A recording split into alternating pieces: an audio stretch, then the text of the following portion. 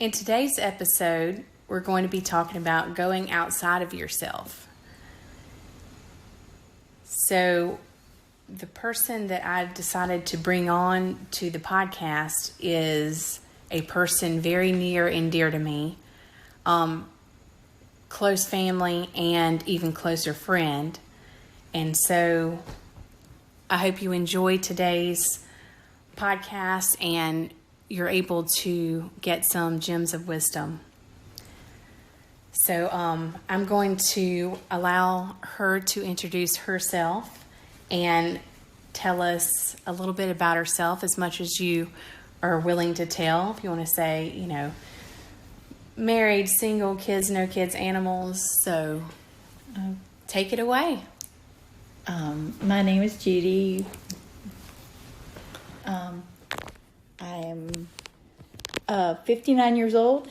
I have a wonderful husband, and I live on a 22-acre pecan grove with animals, and most of my children will be out here eventually. So basically, right now I have two of my grandchildren and my oldest son, but my husband and I have 5 children between us. And I'm excited to be here with you. I am even more excited that you're here with me. Before we started recording this, we've already had such a great discussion. I am so fulfilled already. So I know today is going to be great. So tell everybody how we know each other. We know each other because you are married to my baby cousin. We've gone on vacations together. We have. A few vacations, girls' weekends, and had some really wonderful discussions and dance parties. And, yes. Had a great time, and we've always just really connected. So that's why I wanted to have Judi on the podcast. Judi does bring such a different perspective than what I can bring, and I think she will help us know the best ways to go outside of ourselves. So what do you do every day now? And again, you can share whatever you're most comfortable with. Like, what does a normal day look like to you?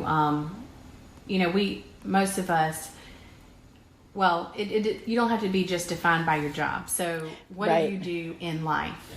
In life, and you said defined by my job. I have a degenerative disease that I deal with every day. But that doesn't define me either. So I don't like to factor that in. I am a lot cooler sitting down than I am walking, but that's okay. I think that my most important job is that I'm on call. Like, if somebody needs something, or somebody needs a shoulder, or somebody just needs somebody to bounce ideas off of, I like to be there for that, whether it be my friends across the country or my kids or my daughter-in-law and I have a really bounce off of each other kind of relationship. So that's a daily thing for me. I do work 3 days a week as an accountant, and I like that too. I get to interact with people. I love interacting with people. So I guess that's pretty much what I do in a week. I love that. The idea that you're on call for people and that you are there to help people. I think that is so interesting. I mean, that's one thing that definitely draws me to you is that you just have you can just go deep with me in the conversations, and you don't judge me for how weird I might be. We're all weird, Katie. Can I come to your house and record a podcast? Oh, sure. Some of the people that I've talked to about this, only a few, were like, "What?" Some of them were definitely like not supportive. So it's I'm very appreciative that you were here for me, and that you're holding space for me today. It's my pleasure. What are some of the best parts about your life? Or maybe you just said those. I may have, but my family and my friends are my treasures. They can make me cry in a minute just being grateful about them. You have such a good group around you. And Judi was telling me before we started recording that just her friends, I mean, it's obvious from afar, from my perspective, looking in, how Judi is there and treats all of her family, you know, and then all of her friends like family as well. I mean, it's just the love is in the air, for sure. Oh. The love and support, that is just... You know, I get it all back too, though. They Oh, I'm sure. They keep me grounded. I have a best friend that it's so unusual for us to be best friends. She lives in Seattle. I live in South Carolina. We met online. I love it. I know. We were polar opposites at the beginning, and now we've just kind of melded into this one person, and we always talk about sharing a brain. But she is my ground. She will tell me when I'm way up here and I need to be down here. She's that person for me constantly. My kids are very much my, I don't know what you call that. Not my thermostat, but you know, they without me even knowing it, they turned into people that when I'm fixing to like maybe lose it, or, you know, all of us have anxiety, they go, stop, you know, I know what you're doing. And so being that open keeps me healthy emotionally, I feel like, because they know me, they know how to help me.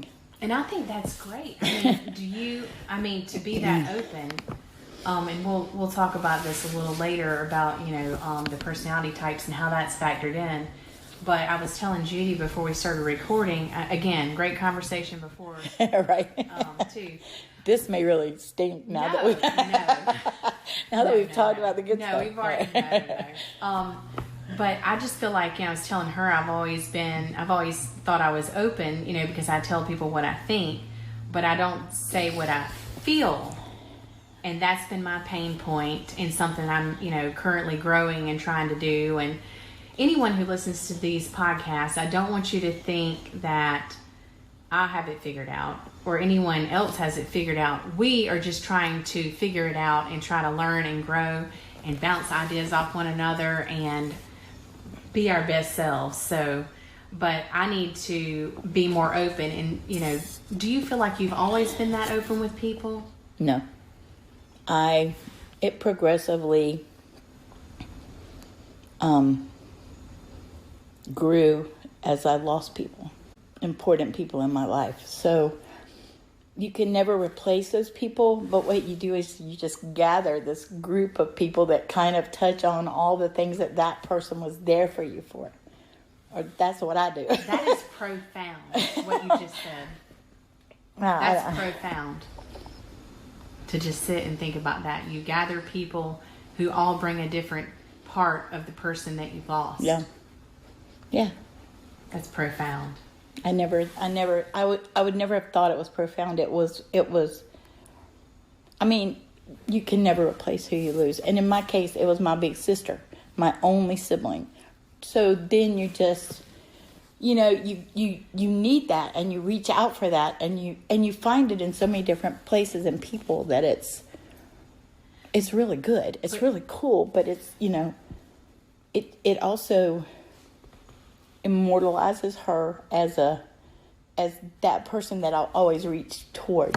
That is a beautiful thing that you said. Judi has a whole box of Kleenex right here. I might end up using one by the end. But I mean, that is. But you said that you reach toward people, but you also are giving. In my mind, you're giving as much as you're reaching for, if not more. Right. Well, and that's how you're getting. You're filling your cup because you're filling other people's cups. I hope so. And they're filling your cups. I hope so, because filling somebody's cup is important. It really is important. It's very important to be able to connect with somebody and know what they need and show them what you need is one of the most intimate things in the world. And I'm all about intimacy. You're right.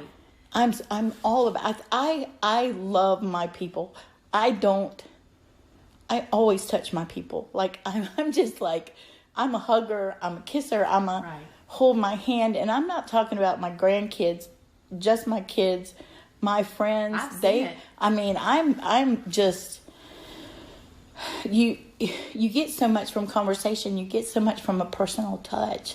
Personal touch. I mean, that's even been proven so many times. People who are sick and in the Yes. hospital and they don't have anyone, and someone just comes and brings personal touch, it just does something that we just haven't even discovered yet. Yeah, I think so. I think we've just scraped the surface on Yeah. that, because I can think healing. I'm as together as I can be, and as in the moment, and get this done and whatever. But the moment I step away and somebody puts their hand on me and says, "Are you okay?" or "Can I do anything for you?" Yeah.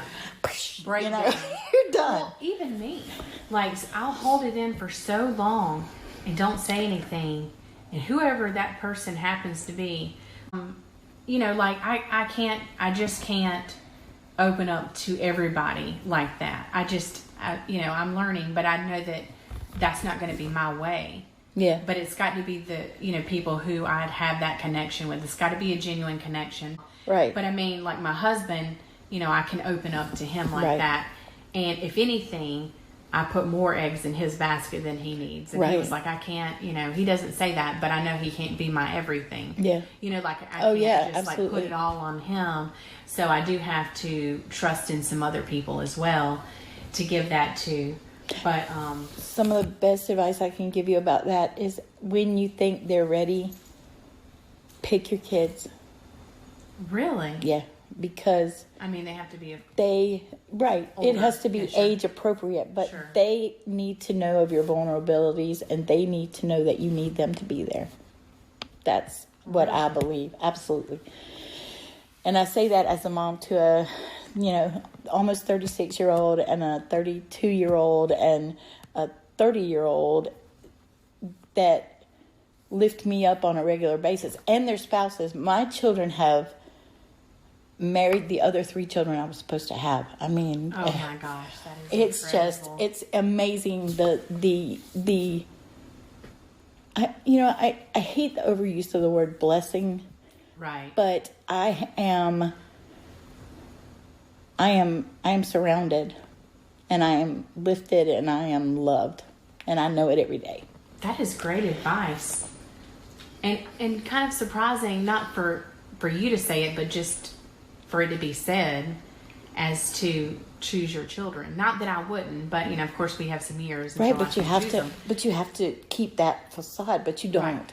You don't have to. And one thing that I was talking to Judi about before we started recording is, I am a really private person. So if I'm having a discussion with my husband or whatever, we try to do that after the kids are in bed, because I just don't, at that age, I'm always scared that they would go and tell our business when they don't really Understand what that business is. what the business is, and it might get misconstrued, and just, Of course. but also telling my business. But one thing that we're doing a disservice to them if they don't see healthy discussions, and then also healthy sort of solutions, Right. and coming back to a good place again. Like, they don't really see that whole cycle. And as a grown-up, even before you get to a grown-up, absolutely. I mean, they need to know how to resolve conflict. Right. And they need to hear it outside of the school counselor. Absolutely. And that's the So- thing. They need to know that there's conflict everywhere, and there are solutions everywhere. You don't have to. It doesn't have to escalate. It can just be discussed. Yeah. And it's one of the coolest things about our friendship is that we're so in such different places in our life, but we have this connection. You see the lines from point A to point B that we give and take for each other so much, that I learn so much from you, and I hope that you learn from me. Absolutely. I'm learning so much right now. It's just, I don't know. You never stop learning. If you ever stop learning, it's just, Exactly. why are you here? You're just existing. I am very much a believer of it's about the journey, not to where you're going and not where you're getting in your career or whatever. Mm-mm. Because at the end of the day, you're not going to have that. Right. What happens if you lose your job, and what happens, if you lose this or that? I mean, you still have your family, or you hope to. Yes. Family and friends. I mean, that's kind of what it's all about. That's what you nurture. That's what, you go to your job and you do your job, and you go and you do civil things or you do community things. But in the end, they always say charity starts at home. I think that's a given. I think that's very easily a given. Yeah, I definitely think so too. If you know your Enneagram type or your Myers-Briggs, like, are you into personality typing? I am. How did you? I'm into it. I'm very interested in it. I've only touched on the surface of it. I'd love to do more research into it, because I think it's so interesting to do those little, you just take a little quiz and suddenly you're on a piece of paper right in front of you, on a computer screen right in front of yourself, and you're like, my gosh. Well, there's something about that realization. If you get the right type, you're like, I can't hide from it anymore. It's time to grow. Right. That's kind of what I saw. I was like, wow. Well, I can't hide from it anymore. I need to make it all a positive. You need to work with it. You know what I mean? Well, sure, yeah. Okay, if that's who I am, right, then I need to use it to my best and everyone's best interest. I need to be able to harness that. Right. Yeah. How can I use it for good? Like, it's great to know that about myself. Okay. Well. Now what? Speaking to the type I am, I can be pretty introverted and pretty much to myself.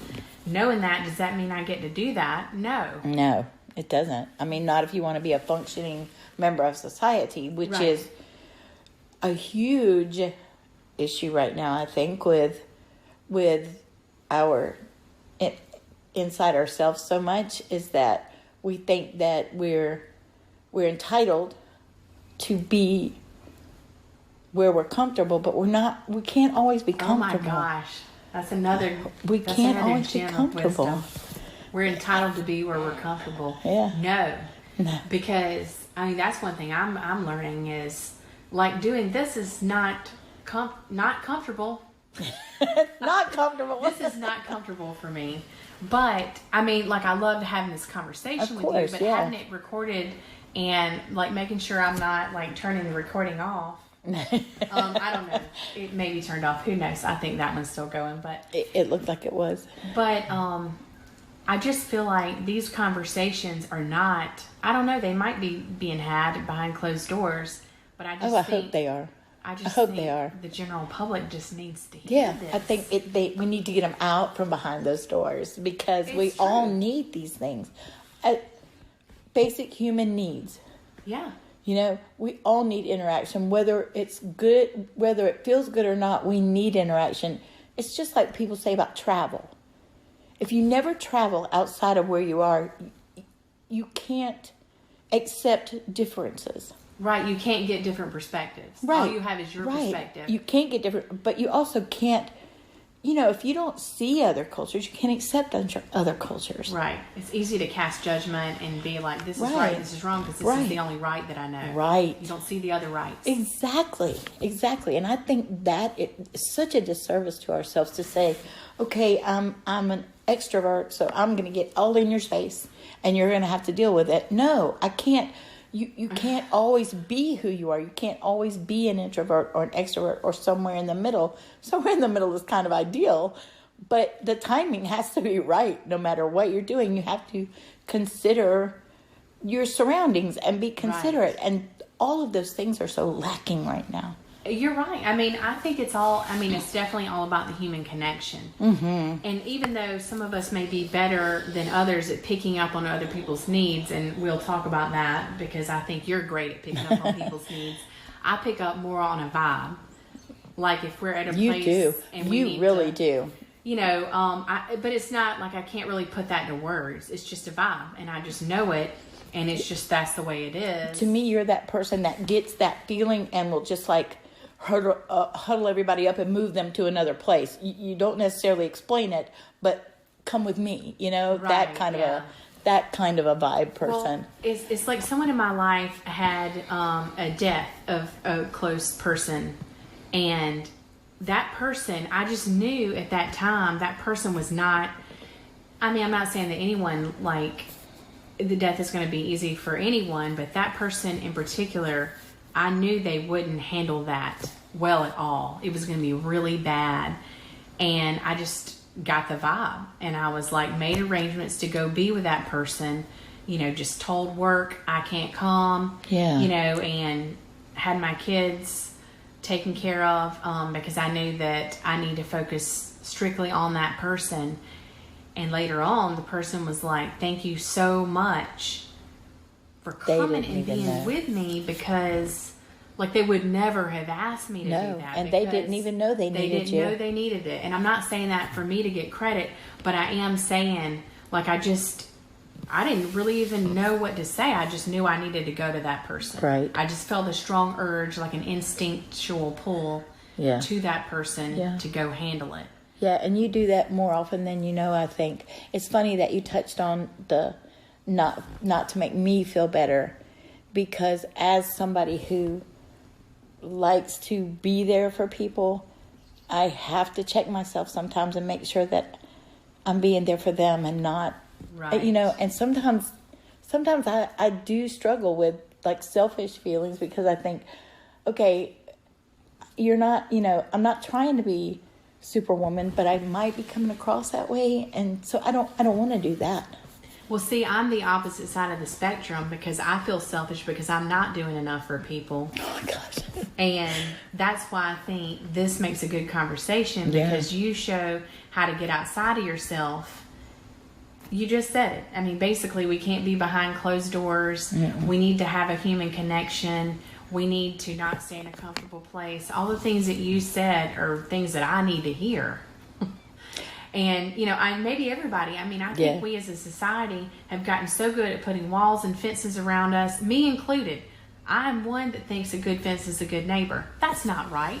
But a lot of people think that. If people respected boundaries, I feel like exactly. But if I did a good job setting boundaries, like out loud. Wow. Because that was poignant right there, sister. Well, see, one of my main things is when I started to change, or when I started to realize there needed to be a change, is I've had things happen in my life where people have crossed over a boundary that I never told them about, and I shut them down. Oh yeah. Out of my life, gone like a thief in the night.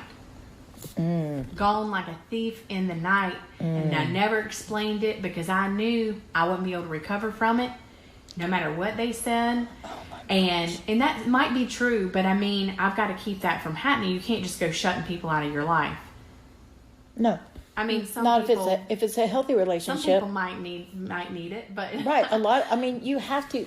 That's a growth thing. I've learned that over my years, is that the people that I have these treasured memories with people that won't ever. There's a special place in my heart for them, but it's okay that they're not there anymore. That memory is what I was supposed to get from them. Exactly. And what they were supposed to get from me. They served, that relationship we served our purpose. Its time. Yeah, exactly. Well, but I'm just saying, like, in an unhealthy way. Because you never verbalized that. Yeah, I was like, but they crossed the line, and I was like, wait, but I didn't tell them where the line was. Yeah, I think we're all guilty of that, and sometimes I think it's because we're being too polite. Right. Just put it out there, right. And if they don't like it, they'll remove themselves. Right. You don't have to, but be authentic. But I think you can have boundaries and have people, like if you have mutual respect, I think I would be more open. Absolutely. So only with people that are mutually respectful to me and, me to them, can I be closer to and be more vulnerable to, because I know that their intentions are pure and they are not going to overtake. Right. More than I want to give. Right. And also, if you put that boundary out there and they cross it intentionally, it tells what you is more that? I mean, it gives you more. Like me as an Enneagram 5 who loves data and researching, that gives me more data on that person. It does. That may be the final piece of column data B. that I need. Yeah, that may be the final piece. Column B has grown exponentially. You're off. You're gone. Well, I mean, but sometimes that's just growing. That's just. But see, after I realized I had boundary issues, it's like for a while there, I just went completely inside of myself and just shut everybody out for a while. And that's when I know, and so now, but see, going back to Enneagram types, I mean, I'm no expert either, just reading up on it, but I know that I'm a type 5, and Judi has typed herself as definitely a 2. Definitely a 2. I have some tendencies other ways, but definitely a 2. So as a 5, I'm more like kind of the observer of life, and I'll take part at times. I'm learning to take part more because that's where I get so much from that. Yeah. And that's what I've been missing in life. But I know that when I'm in a stressed out situation, I will go so far into myself and into my cocoon, that's not healthy. So the Enneagram does show you where you go in stress and where you go in health, so you can start to realize, hey, I'm starting to go to a bad place, or I need, more support, or whatever it is. I need to do some more work. Yeah, and I think that, and I don't know if this is going to come out right, so make sure you let me, talk until I figure it out. But talk until you don't want to talk anymore. But I think that our personality types, I think that we all require the same things. It's whether or not we have the tools and the trusted people to do those things. So whereas I'm pretty good at putting myself out there. I have to come back sometimes just to recharge. Sure. But I like to think that I can judge a situation. I also know that I have a group of people around me that I can trust without doubt, without feeling like anything's going to be used as a weapon against me, without feeling like they're going to think differently about me. But if you don't have the ability, if that's not you and you can't build that group, I don't know who I would be without that group. Right. Like I might be right there with you. I might be a 2. I just feel like what you're doing right now and what you're doing to grow, to be able to get the satisfaction and the camaraderie and everything that you need, even if you're just building information, what you're doing to get that information is way out of your comfort zone. It's definitely out of my comfort zone. Yeah. I mean, I second guess it all the time. I just feel like this is what I'm supposed to do. And I feel like there are more, if there are people like me, those are the people that are not putting themselves out there. So there's not enough information out there, but those people need information. Yeah. So they need to know how an Enneagram 5 functions in a relationship or doesn't. Yeah. Or the boundaries, and just like all this is good information for them. But it's good information for me too, and my type, because sometimes I'm too much for people. Sometimes I'm too much. So I have to learn I have to recognize how to tone down and not give that person all of me out loud at one time, because sometimes I can be really out loud. And so while I don't have a lot of those people as friends, I do. I have a lot of those people in my family. So I have to be able to dial back and recognize, like we were talking about earlier, you have to recognize the climate and your circumstances and kind of meet people where they are. And then you can go to your little cocoon, or you can go back and recharge like I do. It's okay to not be in that little comfortable place all the time. It's okay to go here and then step back. Right. It's okay to take a step out and then come back. Yes. Just you don't have to be out there all the time. Doesn't mean you have to stay out the whole time. And I think that's important. And also what you said earlier is we all need the same things. I think we do all need the same things. We don't need the same amounts. We don't need the same amounts, and we may not need them the same way. Right. But we need them. We all need them. We all have these human basic needs that we aren't meeting for each other because of fear or discomfort or. Right. You know, there are so many. Like you're being intrusive. That's my. I have a lot of that. I have a lot of that because I'm so in tune with people. I would say if there is a definition of an empath, I probably have it. I think so, because the way that you say that you are, you know, sometimes you're too much. You've never been that directed towards me, because I think that you know. Not that I would shut you down. No, you would never. But you know, like I know you and you know me, yeah. And there's a unspoken dance between our vibe. Yes, and there's a line where you go, anything I do more than this, it's going to be harmful, not helpful. Right. So you respect that. There's that respect. There's that. That's another word that has to go along with that. Right. That whatever you're giving someone, you have to respect and that limit and recognize it. And sometimes you don't recognize it until it's too late. But I think that it's a good give and take when you can recognize that in somebody and you can go, okay, you know who I am. I know how you are. There's a common ground. We'll figure it out. If we just give each other the time to figure it out, and the connections are just beautiful. I don't want to be around a bunch of people that are just like me.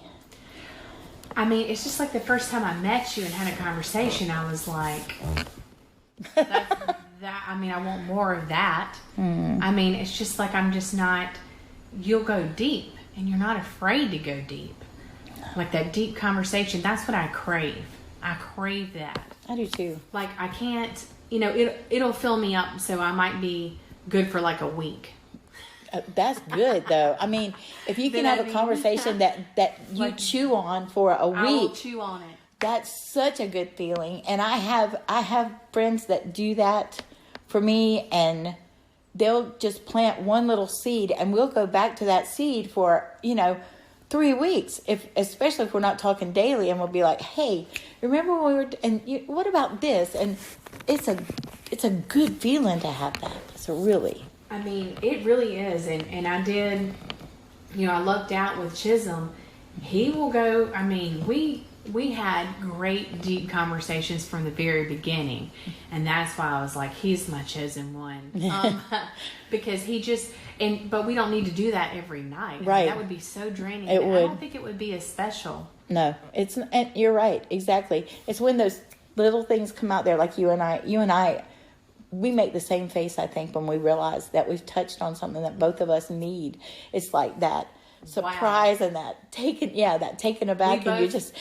Well, that's how we both can go in, because we do have that introvert in there. Yeah, so we both take that deep breath. Yeah, we do. This is so good. This is so good. Yeah. So you are so good at sensing other people's needs and more of kind of an empath, and I have done some reading on that.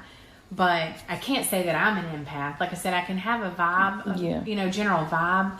But as far as like if someone, like I have a friend of mine who lost her mother, in a very shocking way.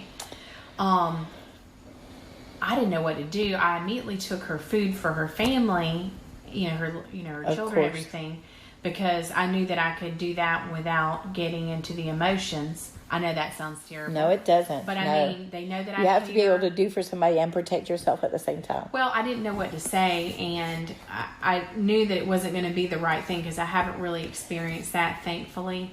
So I just didn't know what to do. How do you know what to do for people? Like, are you good at knowing exactly what to do outside of your people who you're closest to? Can you just say, like, someone, an acquaintance, like if something happens with them, can you know what to do for them? I can. I think I can. I feel like I can. I feel like, honestly, I have walked by somebody at the mall and felt like I needed to say, that is a lovely blouse, or you look beautiful today, and I do it. I don't hold my tongue. I do it, but for a different reason.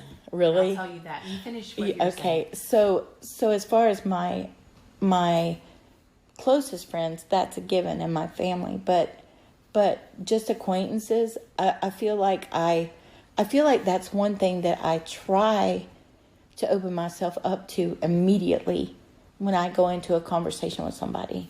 I feel like I kind of open myself up to the room. So whatever I get vibe-wise from that person or from those people, I feel like I try to give that back. My tax clients, we have therapy sessions while we're doing things. I bet you do. So what if they're trying to, not to interrupt you, but like specifically if you know they've had a traumatic thing happen to them, but they're acting like business as usual?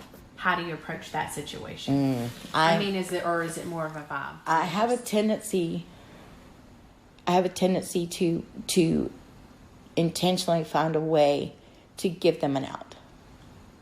Like I will say, I know things have been really hard. How are you? There are some days, Katie, that I feel something and I don't have the ability to give somebody that. And I go home and feel bad about that.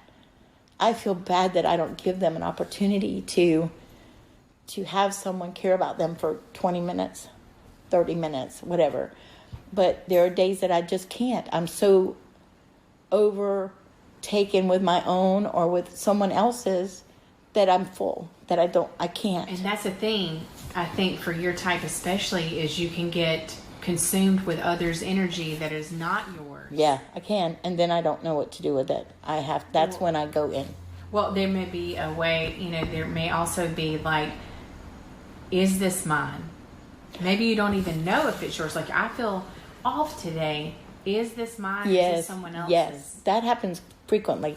It happens frequently. And it can be my grandchildren got a bad grade, and I know that they feel bad. So then I feel like, what can I do? And wow. Yeah, I mean, it's wow. It's like it's just part of my being. I feel like is I sometimes you can look at somebody, like I said at the mall, you can look at somebody and you can just feel that they need somebody to lift them up. And I constantly think about the suicide rate in this country, and I think, and I know people say there's nothing you can say if someone has decided that's what they're going to do. But I think, is there just something I can do to make your day better? Even if... I don't think that's true. Well, that's me. And I feel like if I get any kind of negative vibe off somebody, I want to do. And it may not be a great thing for them, but I want to try. No. I mean, I was saying, like, I don't think that once they've decided that... Because I read something recently, of course I don't remember where it was, but it said that the last, people who have attempted suicide and failed said that when they were starting to do it, they immediately felt regret and didn't want to do it, or whatever. So who knows if they thwarted their whole plan. I'll never stop trying if I feel like someone is I don't even care. I mean, that's kind of another reason, like, I'll do this. Yeah. I'll put myself out there if that helps somebody that way. That's a very real way. It is. And I feel like a strong, like you want to help people. I want to coach them to find it in themselves. Yeah, you're such a teacher. You're such a teacher, and I'm such a fixer. I hate that word fixer, but I like to give people the ability to bounce things, to talk until they've figured themselves out. Does that make sense? You hold space for people, and they may not have anyone else holding space for them. I don't know. I feel like it's such an important thing. It's important. I mean, do you feel like that's been your calling? Sort of. I also feel like I'm that person that if this person comes to me and they have a problem, I tap into everyone else I know so that I can anonymously share that with them so I can get something to take back to this person. Wow. Does that make... I mean, like, you pull my resources. Wow. I mean, and I think that's maybe another reason why I'm always gathering information from people and open to people, because I think I'm going to learn something that somebody else is going to need someday. I love that. It's like the emotional hoarding. My mom had something of everything in her shed. You may need it someday. So I feel like I feel like there are applied that to hoarders. Oh, girl, you're not good. But anyway. But yeah, I feel like that's what I do with information, people's emotions and things that people share with me. I feel like someday somebody's going to need that and I'm going to have it. Wow. But see, I feel I'm that way about information. Yes. Not really emotions, but I'll read, and that is one thing I read in about the Enneagram 5 is that person, the way that you know a 5 cares about you is they give you a bunch of information. Yeah. You know what? You're right. That's definitely you, because I remember just in other aspects of our interactions, right. I remember just drop some information. You make sure I know everything before I even ask, and that's good for me, because the type of person I am, I don't ask until I've tried to figure it out myself, of course. Right. I mean, I don't ask for help either. Yeah.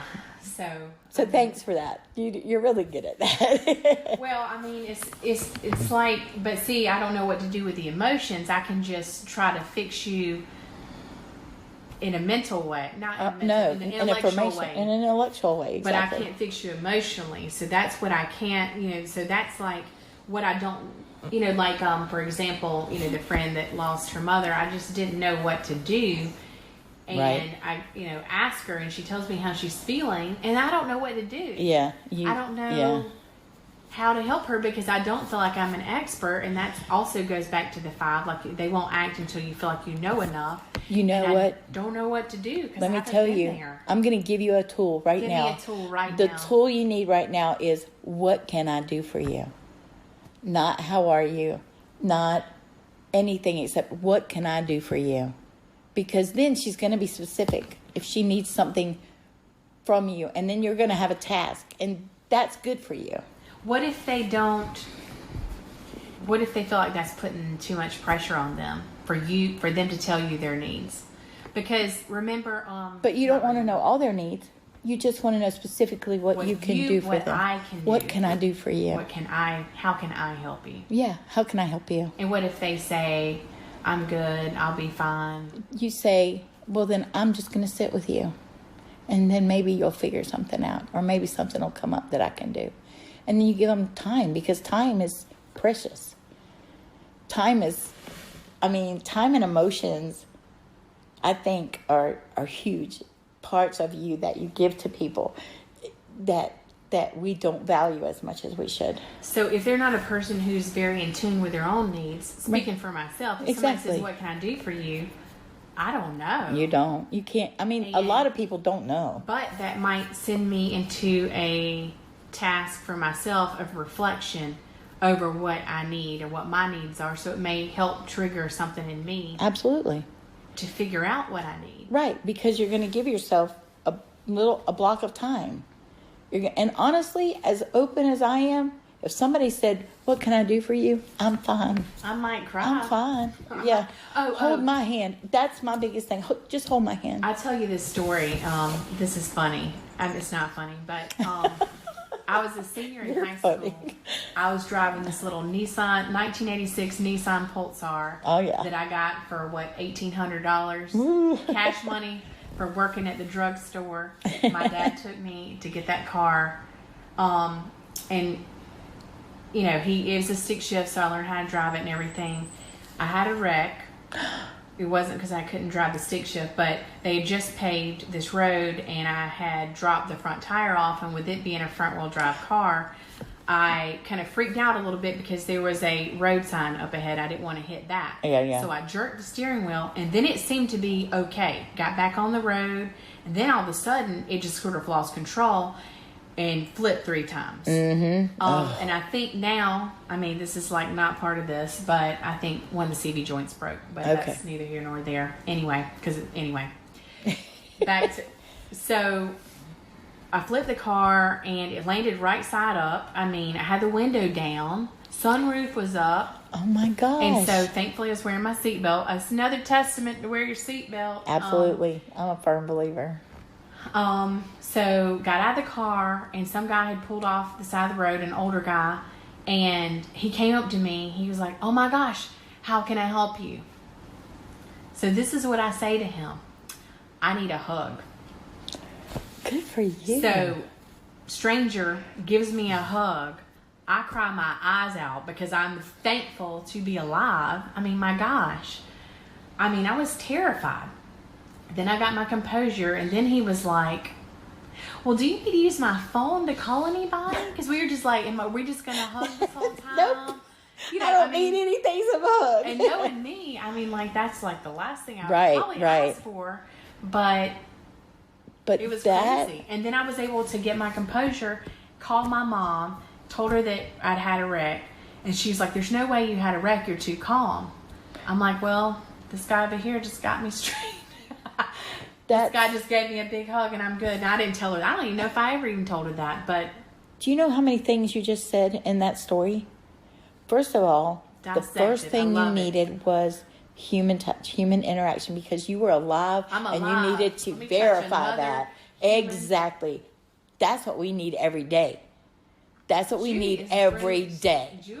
Judy is fooling me today in the ways of life. And you had your 5 minutes of hug and crying to get your thoughts together and to get your emotions together in order to call your mom, who, had you called her when your car stopped flipping, would have also flipped out because she would have been so worried. And she is like that. She'll take on that emotion that you are. So you had that, you did everything right there without even knowing, because your human instinct kicked in my belief.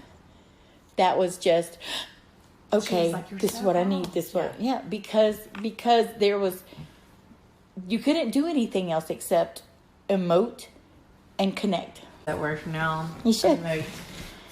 I emote all over the place. Judi, I think we've, I had some little notes here, but I think we have covered all this and more. I don't even know what else we could do.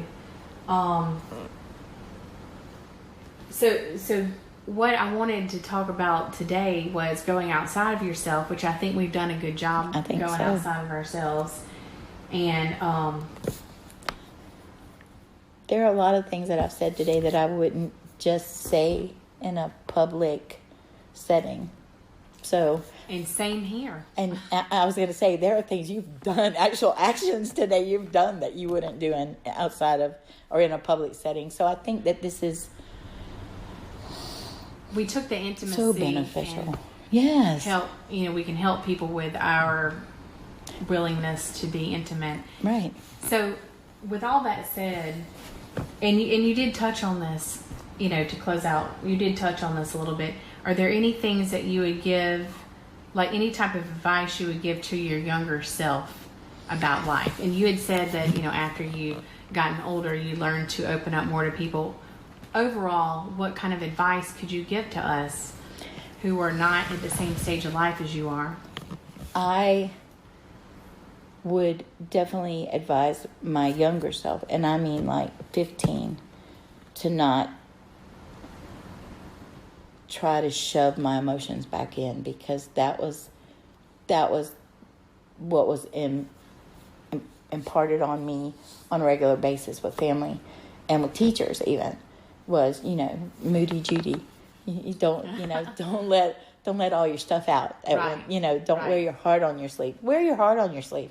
I mean, if that's you, makes me want to curse. Yeah. Do it. If be your authentic self. Right. That is. I have to add, be your authentic self without causing harm.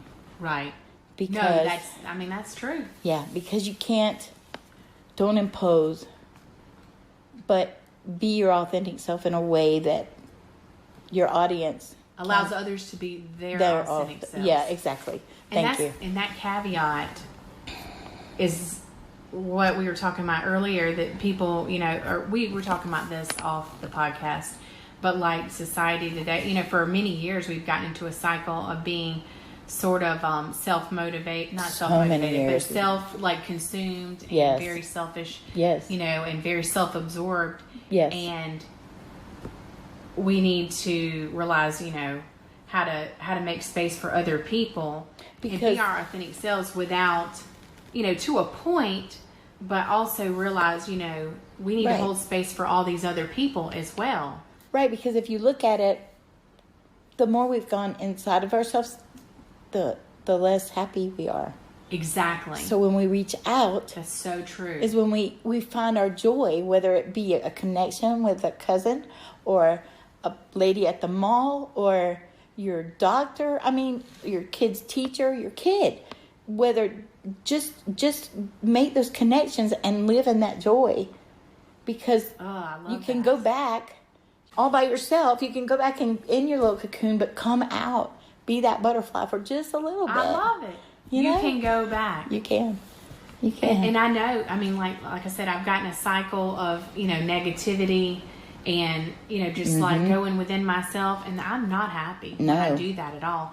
And No one is, Katie. I've started to, like even, people can go out and join the world in different ways. But one thing through our church, we have several really good things going on. One being this Family Promise at the Midlands, and people who are in a transition for housing, and they're just in a transition. They may be homeless, but they really want to get back. Right.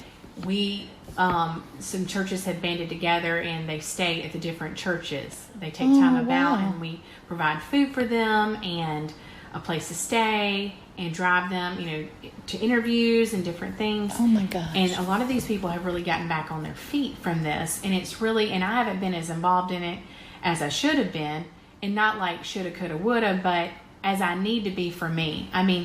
And when I've started to get more involved, and as I do, I usually do things more in the background, because I'm not, Of course. like I'll wash all the sheets and I'll bring food, but I don't directly interact with people because I don't know what I would say. Right. You know what Oh, I of mean? course, yes. So I stay in my lane where that's concerned, but it's still really gratifying to interact and go outside of yourself. Yeah. Because there's one thing is to like, you read about these personality things and you really like learn all it is to learn about yourself. Yeah. But you know what? What are you going to do with that? Yeah. Yeah. Go outside of yourself, and that's where the blessings happen. Yeah. That's where it happens, because no matter what I learn from a book or from wherever I'm hearing it from, if I don't share that, what good is it? If you don't apply it somewhere. You don't apply it. And so you're already going outside of yourself. You know what I'm saying? Like, you're already getting those blessings. So you I just do, have to make sure that you daily. apply that to yourself. Well, and that's not as easy. It's never as easy to Yeah. be. You're never as nice to yourself as you are to everyone else. You're not always as authentic to yourself as you are to some other people. Sometimes it takes that person that knows you, that you've shown yourself to bring you back to you. And that's good. That's good, because that's that human interaction thing. It's just like you were talking about. It's just like you were saying about the homeless families that you're helping. Why are you helping them? Is it for your own reward? No. Is it for your own satisfaction? No. It's because, and I hate the word inherently, but we want to see people succeed. We want to see people that we have no investment, right? Emotional, financial, whatever. You want to see that person get that strength evolve, from within. and and you want to see them pull themselves together and succeed. And we celebrate each other, and we have to celebrate each other. I love that. We have to do that. And then show yourself. Like, did you see Frozen 2? No, not yet, but I heard that I need I to. think it's on Prime or something. Okay, yeah. Maybe. That may be wrong. But we went to see it, and it was better than the first. Oh my gosh, that's what I've heard. It went so deep. Oh my gosh. So you got to let me know. Oh, I will. See it. I absolutely will. I downloaded the soundtrack and cried the whole time listening to it. I emoted. You emoted, Katie. Were you in your car by yourself? I think the kids were in the car, but I was wearing sunglasses. So if you see me wearing sunglasses You're and emoting. nice stitch of sun outside, you know I'm emoting. Leave Katie alone. If I'm She's walking, emoting. if I'm taking a walk in the neighborhood. Oh, yeah. And I have sunglasses on, overcast, emoting. Yeah. This is my emoting. Like I'm invisible when I wear sunglasses. Oh, yeah. Oh, Do yeah. you feel like you are? Oh, and a hat.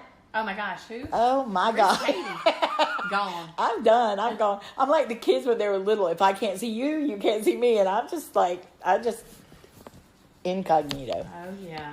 I think we all do that too. Well, thank you so much, Judi. Thank you so much, This Katie. has been incredible, I think. I think so. If it helps one person. It's totally worth it. Yep.